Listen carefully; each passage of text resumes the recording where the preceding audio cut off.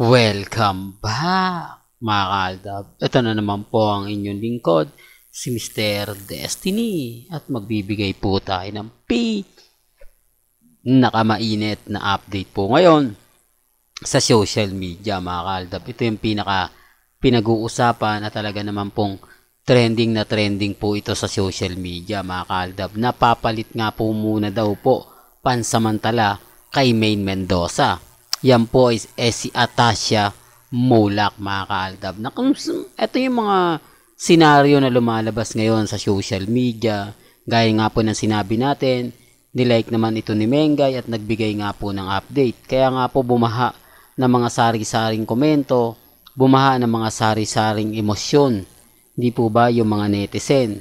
Tapos eto na nga po, sunod-sunod na nga po yung mga bali-balita na kumbaga tatanggapin na nga po ba ni Mengay ang Main Goals Season 4 o magkakaroon ito ng bagong segment kasama si Chamito.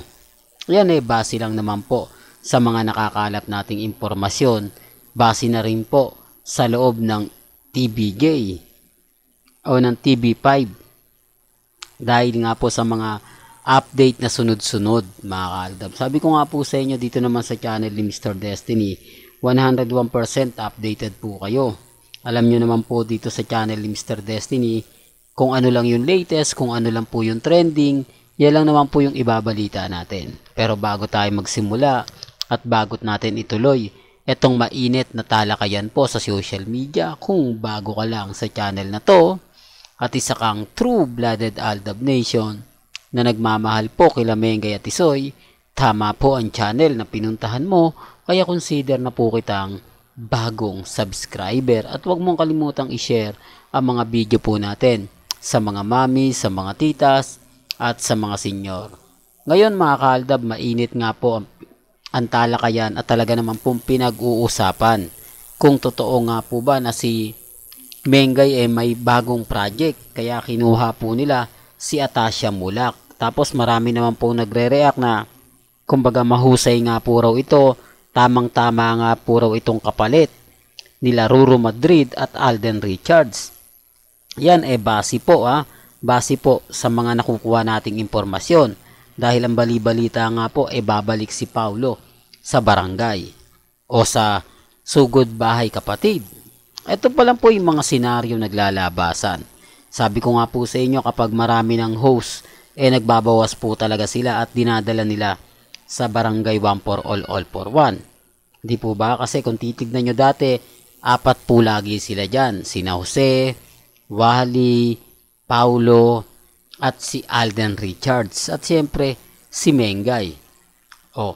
Dati kaya si Alden nasa Broadway, 4 sila Mengay, Paulo, Wally, at Jose.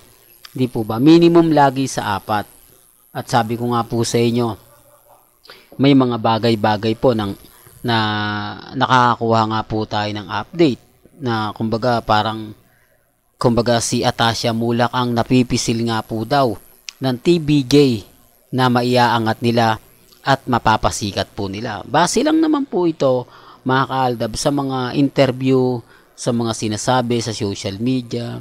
Ito po yung kagandahan nyo po sa channel ni Mr. Destiny. Updated na updated po kayo. Po ba? Lagi ko naman pong pinapaliwanag, lagi ko naman pong sinasabi, dito po sa channel ni Mr. Destiny, wala naman pong pilitan. Wala naman po tayong, kumbaga, yung tipong ganito, yung tipong ganyan. Ang sa akin lang naman po, mga kaaldab, kung ano lang yung latest, kung ano lang yung trending, yun lang naman po yung ihahatid natin. Yun lang naman po yung ibabato ko po sa inyo. Di po ba? Wag po kayong basta-basta maniniwala sa mga ganito, sa mga ganon, etc. etc. Ang sa akin lang po, kung ano yung latest, kung ano yung trending, dun lang po tayo. Di po ba? Huwag po kayong basta-basta maniniwala sa mga sinasabi ng mga ilang netizen na ganito, ganyan. Di po. Punta po kayo dito sa channel ni Mr. Destiny. Lahat naman po ng mga kaganapan, pabor man o hindi, kita nyo naman po ina-update natin. Kahit mga video ni Congressman Spotted at ni Mengay, pinapakita ko na kahit binabash po ako ng kapwa ko Aldab Nation, nagagalit sila sa akin kasi pinapakita ko nga po yung photos yung video ni Congressman Spotted at ni Mengay na magkasama.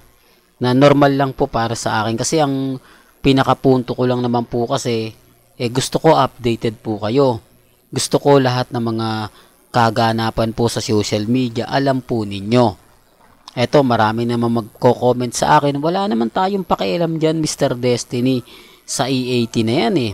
Wala tayong pakialam kina Henyo Master Joey De Leon, Bossing Vic Soto, Tito Sen, kung ano naman yung gawin nila. Kasi pinabayaan naman tayo, di ba? Kumbaga, umanib sila sa Sarsuela. Siyempre, hindi natin bibigyan ng suporta yan. Yun nga po sabi ko nga po, gusto ko lang updated po kayo. Di po ba? Hindi ko naman porket pinapakita, kumbaga, di po ba? Pinopromote ko na. Hindi po. Ang ibig ko lang sabihin o pinupunto ko, at least alam po ninyo. Di po ba? Na may mga ganung update na kung saan sinasabi magkakaroon nga po ng teleserye kumbaga magkakaroon uli si Mengay ng bagong sitcom sa TV5. Yan ay hindi pa naman kumpirmado. Base lang po ito sa pagpasok nga po ni Atasha Mulak na kung saan pinag-uusapan naman po talaga ngayon sa social media. Siya nga po raw yung bagong E80 Dabercads na magpapasaya, magpapatawa at syempre, kumbaga bigay buhay talaga. Ibig kong sabihin, buwis buhay sa mga segment na ibiabato po sa kanya. Ibig kong sabihin, yung mga biritan, yung mga kwela, di po ba? Diyan natin malalaman kung ano nga po ba ang pagkatao ni Atasha Mulak. Siyempre, hindi naman po agad-agad yan makukuha. Siyempre, yung mga ibang makakasama niya, mag-a-adjust yan. Po ba? Ang gaya nga ng sinabi ko, siya muna yung pansamantalang papalit kay Maine Polkerson. Dahil nga po maraming mga komento na sabi ko nga po sa inyo kung matatanggap. Yan hindi pa naman po 101% sure. Update pa lang po yan. Pwedeng totoo, pwede ring hindi. Depende po yan sa mga makakalap pa nating impormasyon. Di po ba? At least na kayo. Kumbaga may update na kayo. Lumabas man siya, mag-trending man siya, at least alam nyo na. Di po ba? Mas magkakaroon kayo ng idea. Tignan natin tong sinasabi ni Mr. Destiny. Imbestiga nga tayo. Baka totoo naman na kumbaga magkakaroon ng show si Mengay o kaya yung Mengay season 4 matuloy pa kaya.